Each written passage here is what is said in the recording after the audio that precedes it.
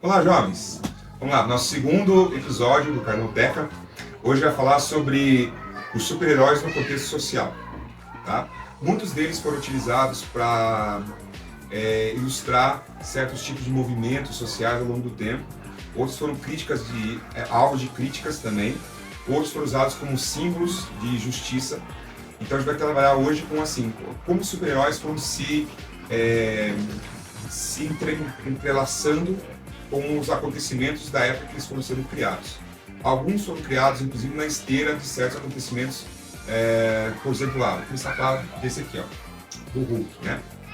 Todo mundo sabe como é que ele foi criado, né? Ele foi, o Dr. Bruce Banner, ele foi pego numa explosão atômica e ele já foi um personagem criado por Stan Lee, o Jack Kirby, né? Que também criaram Capitão América, Thor, Vingadores, enfim. E o Hulk, ele representa um dos temores, né, uma das novidades que vieram junto com a era atômica, que é a energia nuclear. Então ele é um personagem criado pela energia nuclear e ele foi criado para ser um brutamontes. Tanto que o nome Hulk, ou Hulk, significa brutamontes, né, em inglês. Então ele mostra um dos perigos, né, do que a energia atômica podia causar, que era um dos temores na década de 60. Ele é um personagem que teve seus altos e baixos. Ele chegou a ter várias cores, né? Tem o Hulk cinza, tem o Hulk verde, tem vários tipos de Hulk verde, já teve o Hulk azul, tem o Hulk vermelho agora do filme do Capitão América, né? Capitão América 4. E todos, de alguma forma, estão associados à transformação que envolve energia nuclear. Então, em alguns protestos ao redor do mundo, ele foi utilizado como um dos símbolos, né, ao medo, né, ao cuidado que se deve ter com a energia nuclear. Tá? Outro da Marvel que surgiu também junto com o Hulk, na mesma época, foi o Homem de Ferro. Ele também é a idealização do Stan Lee e do Jack Kirby. E o Homem de Ferro, ele surge como um sentimento de nacionalismo, porque ele era, todo mundo sabe a história, né, depois do filme da Marvel, um playboy que era inventor de armas, e na época que ele foi criado, os Estados Unidos estavam em guerra contra o Vietnã. Então muitos dos primeiros inimigos do Homem de Ferro eram vietnamitas, tá? No filme eles mudaram um pouquinho esse enfoque, mas no início o Homem de Ferro também lutava muito contra vietnamita ou contra asiático. O Mandarim, que é um dos principais inimigos dele, era também asiático. Ele também vai lutar muito com, esse aqui outras histórias clássicas do Homem de Ferro. Ele vai lutar contra russos. Então o Dínamo Escarlate, que é esse cara aqui, um dos inimigos dele dessa época. Tinha um homem de titânio, que era outro inimigo dele dessa época. Tem vários gibis que mostram eles combatendo com combates televisionados para ver quem era o mais poderoso. Então o Homem de Ferro, quando ele nasceu, ele era meio que uma propaganda nacionalista. E é um personagem que rapidamente ganhou muita ênfase, muito enfoque, né? Ele vai quando ele surge com essa armadura aqui cinzenta, muito parecido com o filme. Depois ele ganha uma armadura mais colorida, né? Para chamar mais atenção. Aqui, ó. Tá? Muito interessante como ele foi criado. Os poderes dele também vão aumentando. O próprio Tony Stark depois, no filme, isso chegou a ser mostrado um pouquinho no Homem de Ferro 2, mas no gibi isso é muito mais explorado. O Tony Stark, ele virou alcoólatra, e daí tem muitos gibis que focaram esse problema. Então hoje em dia, por exemplo, ele é uma pessoa que sempre está nos gibis falando da sobriedade dele, porque é importante estar sóbrio. Então ele virou um símbolo também, né, na luta contra o alcoolismo. Isso é muito legal. Então a gente vai ver que os super-heróis, eles têm sempre igual o ser humano. E tem uma parte que é boa, uma parte que é ruim, uma parte que é mais... Eles não são só na década de ouro. Todos os personagens eles eram irretocáveis. O Superman, por exemplo, ele tem muitas críticas que ele é um bonzinho demais. Mas os personagens da Marvel sempre tiveram essa questão de ter sempre um calcanhar de Aquiles, sempre uma fraqueza, né? O Hulk, ele é super forte, mas ele tem uma fraqueza lá, né? O próprio Bruce Banner tem a fraqueza dele, que é explodir a raiva. O Homem-Aranha tem o problema de ganhar dinheiro, porque ele é uma pessoa que não é um multimilionário, igual o Batman, né? O Tony Stark é um multimilionário, mas tem um problema assim de ter o vício dele no alcoolismo. Então, o próprio Thor, quando ele surge, né? O alter ego dele, que é o Don Blake, que não aparece nos filmes do Thor em nenhum momento, mas ele tinha uma persona, ele se transformava, né, num ser humano no começo. O ser humano dele tinha uma bengala, ele tinha problema na perna. Então, o Stan Lee sempre dava um jeitinho de colocar alguma coisa para aquele personagem não ser um personagem perfeito, igual da DC. Né? Tipo, o Batman não tinha problemas assim com essas coisas. O Superman também não. A Mulher Maravilha, quando ela surgiu, também não tinha. Mas a Mulher Maravilha, ela vai entrar, né, na questão social depois. Porque a Mulher Maravilha, quando ela surge, ela é uma mulher super poderosa. Inclusive, ó, que legal. Quem criou, o cara que criou a Mulher Maravilha chama-se William Moulton Marston. E ele foi também o criador do polígrafo, aquela máquina de detectar mentira. Ele era fascinado por esse negócio de mentira. E ele vai criar o que para a Mulher Maravilha? O laço da verdade. Ele cria o laço da verdade e tal.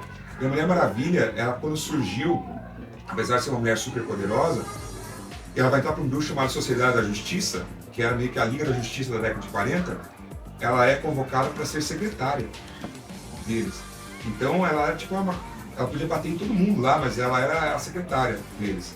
E ela tinha uma fraqueza no início, que era assim, se você amarrasse a mão dela, ela perdia os poderes.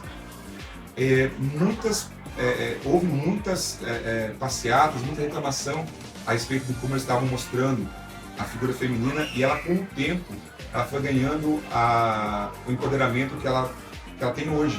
Então você vai ver hoje uma revista da Mulher Maravilha, que é uma revista que é mais nova, já da década de 80, isso aqui é um compilado da década de 80, e mostra ela já como aquela Diana que a gente vê nos filmes, uma princesa super poderosa, que está sempre preocupada em se colocar do lado certo. Ela é uma bússola moral da DC hoje em dia. A DC tem o que a gente chama de trindade, né? Que é o Superman, o Batman e a Mulher Maravilha. Ela é quem dá toda a base moral para a DC. Então, o que a DC hoje em dia é o que a Diana muitas vezes construiu. E assim, ela participou de muitas passeatas sobre a figura feminina. Ela conseguiu sair de uma personagem que foi criada para ser uma secretária, um personagem que tem todo um cosmos em volta dela, que é muito legal, porque hoje em dia a gente sabe que ela é uma deusa, né? Que ela é filha também de Zeus, ela não é só porque no início ela era uma criança de barro, que nasceu, do desejo da mãe dela ter uma filha, né? E daí ela fez uma personagem de barro que tem uma filha. E hoje em dia ela é uma das personagens mais importantes da DC. Todos os gibis dela são muito legais. Se você for ler lá, tem muita ação, muita mitologia grega para quem gosta, eu adoro, tá? Também uma personagem que foi muito importante para o século XX. Vamos falar de dois agora que são muito importantes também. O primeiro super-herói negro das HQs, né, o Pantera Negra, que a gente viu nos filmes recentemente, né, da Marvel, que é muito legal porque pela primeira vez um filme de super-herói concorreu ao Oscar. Foi justamente com o filme do Pantera Negra, né? Ele surgiu pela primeira vez no gibi do Quarteto Fantástico, tá? Então esse aqui é um gibi do Quarteto Fantástico, e Pantera Negra surge lá, ó. Também por Stan Lee e Jack Kirby, né? Desde que o Stan Lee, os dois se preocupavam com muitas coisas assim interessantes, né? Nunca teve um personagem negro, vamos fazer, vamos colocar, e olha que legal. Eles colocaram ele como o chefe, o presidente, o líder, o rei de uma tribo africana super hiper desenvolvida, que era uma Wakanda, né? Então eles pegaram assim não pegaram só um personagem novo no contexto de personagem negro, mas colocaram ele como um cara que dominava uma potência, uma superpotência mundial. E ele era muito inteligente, sempre foi, na verdade, super poderoso. Quando ele surgiu, ele fez sucesso assim, tipo, muito rápido, porque ele era muito bacana, assim, tinha invenções, ele tinha aparelhos que eram mais avançados que o próprio Senhor Fantástico, né? E a gente sabe que uma das coisas que o Senhor Fantástico tem, apesar que no filme da Miss Marvel isso não aconteceu, que ele é o homem mais inteligente do mundo. Todo mundo critica no filme da Miss Marvel, como é que pode o homem mais sábio do mundo dar, né, contar que o outro vai gritar e vai matar ela, e daí ela só, então, né, tirou da banda, né, tirou lá a boca dele e pronto. Quem viu o filme sabe o que eu tô falando, tá? Então, Pantera Negra surge aqui, logo depois disso ele já entra para os Vingadores, e até hoje é um personagem muito, muito relevante na Marvel. Ele já foi líder dos Vingadores diversas vezes, né? E logo depois disso, no início da década de 70, a Marvel lança mais um personagem negro, que é o Luke Cage, que é um cara que a gente vai ver, já teve série na Netflix, ele vai aparecer nos filmes da Marvel daqui a alguns anos, né? Daqui a algumas histórias e tal. Ele era bem assim quando ele surgiu. Luke Cage, o Cage ele tem a pele super invulnerável, né? Nada pode penetrar na pele dele. Ele era um ex-detento que resolveu participar de uma experiência para poder ganhar liberdade, só que ele não sabia que ele não era para ele ter sobrevivido, mas ele sobrevive, né? E daí ele ganha a pele invulnerável, uma super força. Aí Cage quer dizer jaula, né? Então ele vai mostrar isso, que já é um ex-detento. Aqui no começo ele tinha lá um cinturão que era uma corrente, tá? E ele é muito bacana assim, porque chegou a enfrentar até o Doutor Destino. Ele fez muito sucesso e ele era um herói de aluguel. Então no começo ele falou assim, não tenho dinheiro para viver, vou fazer o quê? Vou vender meu serviço para quem pagar. Então era chamado de herói de aluguel, tá? E o que é interessante dele? Sabe o ator Nicolas Cage? Então, o ator Nicolas Cage, ele é fissurado por história em quadrinhos. Tanto que o Nicolas Cage, na verdade, ele é sobrinho do Francis Ford Coppola. Mas ele não queria pegar o sobrenome do tio para fazer sucesso. Então, o que ele faz? Ele pega o Cage, do Luke Cage. Então, o Nicolas Cage vem aqui, ó, o Luke Cage. Ele é super, super, super nerd, o Nicolas Cage. Tanto que o sonho da vida dele é interpretar o Superman no cinema, né? Tá? Aí nós vamos terminar aqui por hoje falando de dois grupos mais novos, que são muito controversos, né?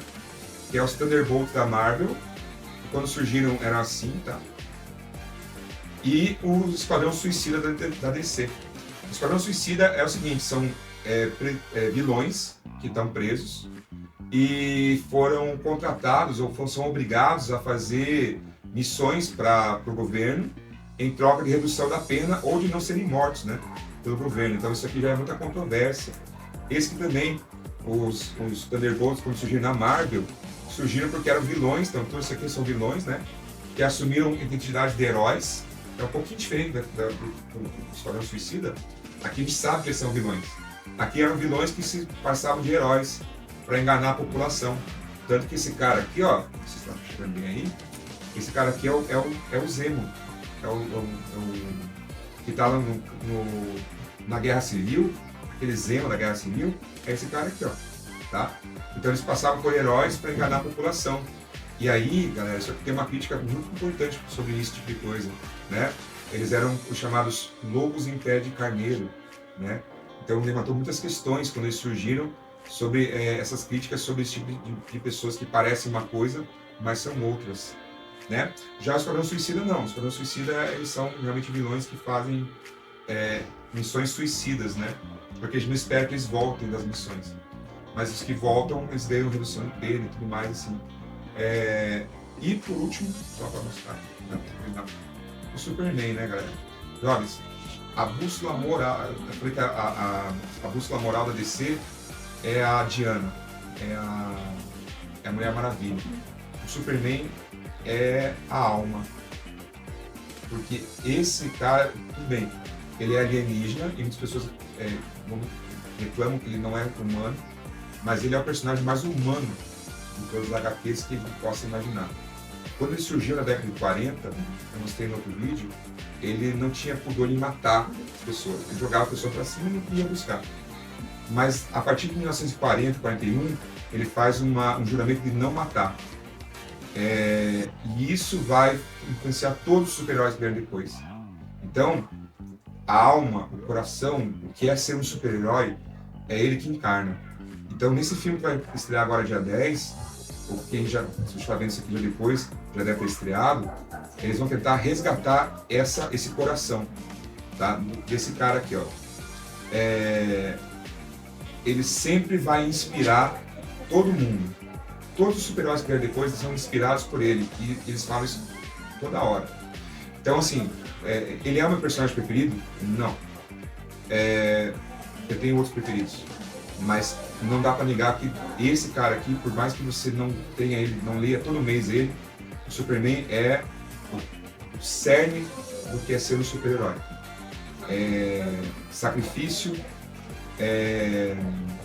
bondade, preocupação, né, com os seres humanos, é você fazer tudo o que você puder para ajudar, nem que seja uma pessoa só.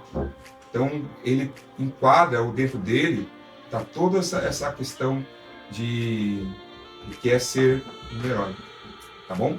Então, ficamos por aqui hoje. Espero que tenham gostado. No próximo de volta, então nos vejam lá no nosso canal do YouTube,